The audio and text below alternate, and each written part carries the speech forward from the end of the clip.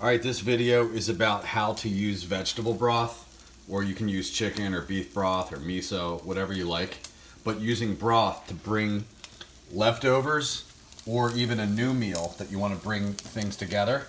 The broth allows you to create new life in the dish. So I got my ground turkey here, ready to go. I'm going to add some of my zucchini and squash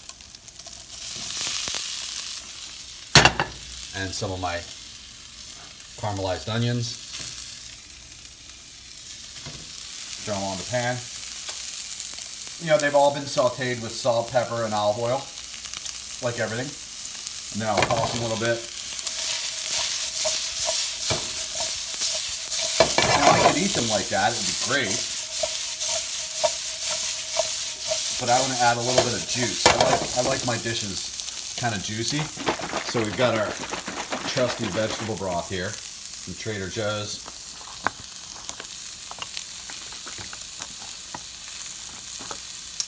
And I'm gonna just give it nice and round.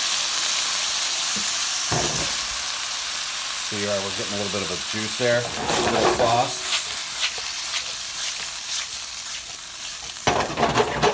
Just kind of wettens everything up, gives you a little bit of a sauce.